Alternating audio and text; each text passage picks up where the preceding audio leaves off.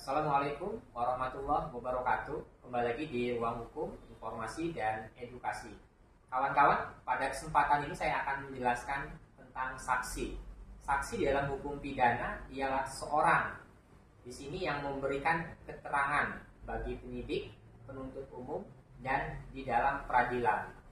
Saksi di sini ialah yang menerangkan atau yang memberi keterangan yang dia lihat, yang dia dengar, dan yang ia alami sendiri terkait dalam potret hukum pidana. Misalkan contohnya di sini, ketika ada orang yang melakukan kejahatan, di sini seorang tersebut melihat misalkan kejahatan tersebut, maka dia bisa memberikan keterangannya, apa yang dia lihat, apa yang dia rasakan, atau yang ia alami sendiri.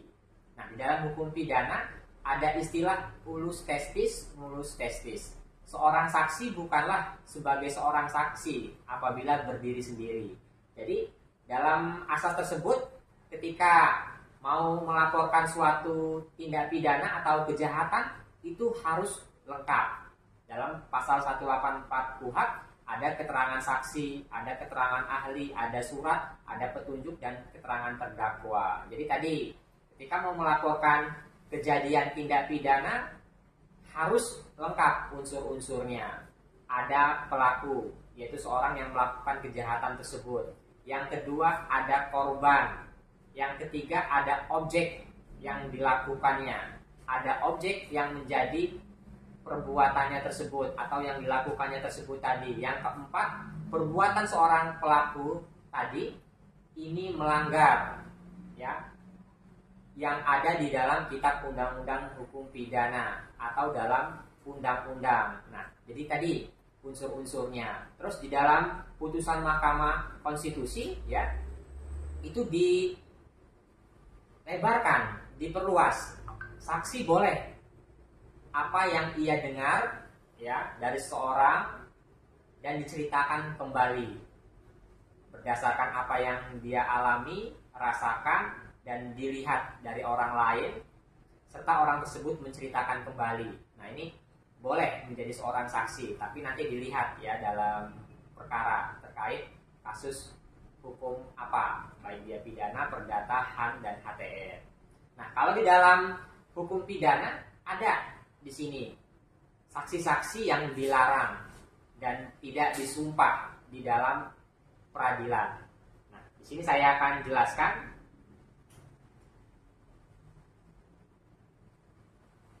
Di dalam pasal 168 KUHP ya, ada beberapa orang yang tidak dapat didengarkan keterangannya sebagai saksi, dan kepada orang-orang ini dapat mengundurkan diri sebagai saksi antara lain.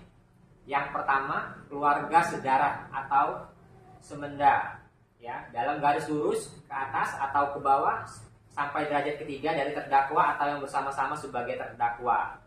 Yang kedua, saudara dari terdakwa atau yang bersama-sama sebagai terdakwa. Saudara ibu atau saudara bapak, juga mereka yang mempunyai hubungan karena perkawinan, dan anak-anak saudara terdakwa sampai derajat ketiga. Yang ketiga, suami atau istri terdakwa maupun sudah bercerai atau yang bersama-sama sebagai terdakwa. Ini diatur di dalam pasal 168 KUHP.